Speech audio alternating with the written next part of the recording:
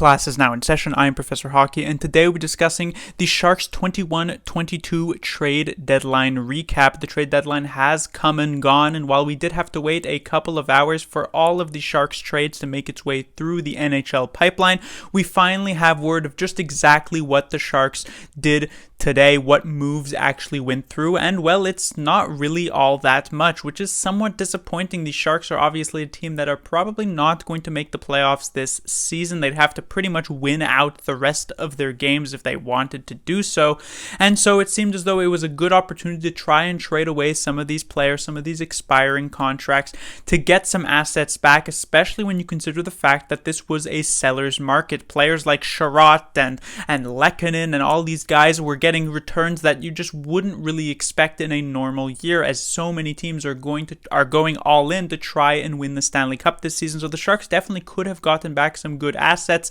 but they kind of fell flat a bit. They ended up retaining the services of a few players like Reimer and Barabanov. Maybe they didn't get the correct offer. Maybe they just wanted to keep on to those players, but it ended up being a relatively quiet trade deadline for the Sharks in general. Let's start off with a couple of these minor trades that they made. The one that was really holding off everything, that had to make its way through the NHL pipeline and took its sweet time to do so, was the Sharks trading Alexei Melnishuk in exchange for Antoine Morand. I have no idea what type of player Morand is, exactly where he is on the depth charts, but considering the fact that Melnishuk was a below-average goaltender at the AHL level, I cannot imagine that Morand is actually all that valuable as a depth player for the San Jose Sharks. I have been wrong about this in the past. Obviously, just last year when I looked at the Barabanov trade, I didn't necessarily think much of it, so that's technically possible something like that could happen again, but I highly doubt it. I doubt we ever even see Morand in a San Jose Sharks jersey.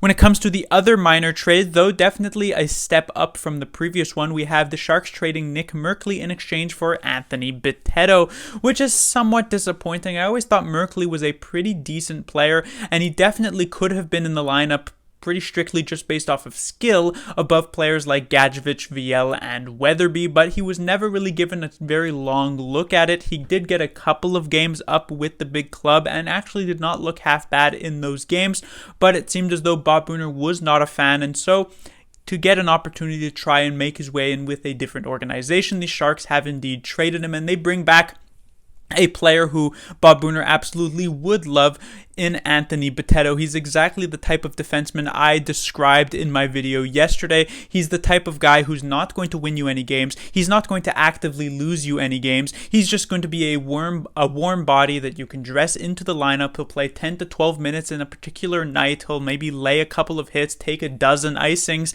and then Bob Booner can be all giddy at the end of the game and say, ha ha ha, look at the physicality that I'm icing, and then just dress him again for the next 80 games. That's not necessarily to say that Bitetto will indeed play with the Sharks at the point this season. This is pretty much just to shore up their left-handed defensive depth, considering they traded Jacob Middleton as well today, a trade that I will get to a bit later, but it's just to say that I can definitely see a player like Bitetto get dressed over a lot of the other more promising Sharks defensemen that they had previously in the organization.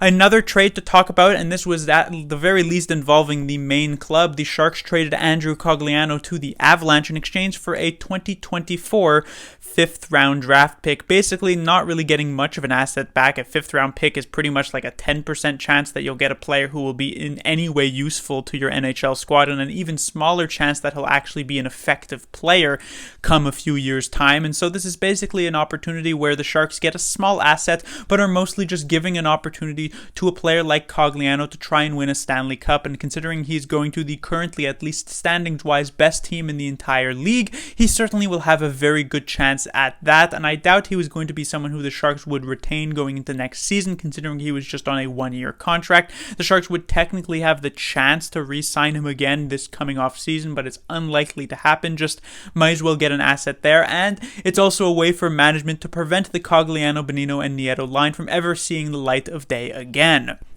And finally, the last trade, and obviously the biggest one and most interesting one, was the trade with Jacob Middleton sent to the Minnesota Wild in exchange for a 5th-round pick in 2022, which was originally belonging to the Sharks but had traded to the Wild a year ago or so in the Devan Dubnyk trade. And they also got back goaltender Kaapo Kähkönen. So coming into the deadline, I thought Middleton would end up getting traded. I thought it was pretty much a guaranteed, like a all but done type of trade, but I thought that he would get back something like a 3rd or a 2nd round pick in return. But instead, the Sharks actually decided to take a player who can help them at the moment, and that is Kaapo Kähkönen. And when I first saw this trade, I immediately thought that this meant that James Reimer would be traded, that the Sharks would run with Kähkönen as the starter for the foreseeable future with Sawchenko as the backup until Adin Hill returned, and then it would be basically a situation, especially going into next year, where you re-sign Kähkönen and then you basically have Kähkönen and Adin Hill fight for that starting spot. But instead, Reimer ended up remaining a San Jose Shark. So right now you have Reimer as the starter and Kähkönen at the backup, which is, I guess, fine. But then when Adin Hill does indeed return with that injury, and considering Hill and Reimer both have an extra year on their contract for next season, you're going to end up in a situation where you have a log jam of goaltenders, where you have 3 potential NHL goaltenders, but you can only really dress 2 of them per game. So it's a bit of an awkward spot that the Sharks have put themselves in. Obviously, the hopes when acquiring Kaapo Kähkönen is that he can pull a situation like Martin Jones did a few years ago. The Sharks had picked up Martin Jones from the Kings. He was kind of stuck behind Jonathan Quick there for Los Angeles, so the Sharks pick him up, they make him the starting goaltender, and for about 3 seasons he did a very good job in that particular role. Obviously, once he signed that big contract, he fell off a cliff, and so he's not necessarily remembered too fondly by most Sharks fans, but those first 3 seasons were very impressive, and the Sharks are likely hoping something like that could happen again, especially since they've likely watched Adin Hill's performance thus far this season, and it has been inconsistent at best. Sometimes he's been quite good, but sometimes he's been quite bad, and obviously Reimer at his age is not really a goaltender for the future. Alexei Melnichuk was just traded as he was not really panning out as a goaltending prospect, and many of the other Sharks goaltending prospects, like someone like Ben Goodrow, are multiple years away. You might as well try and pick up another insurance type guy like Kaapo Kähkönen, but I felt as though they probably should have moved Reimer at the same time, and now it kind of puts the Sharks in this very weird spot. Class dismissed.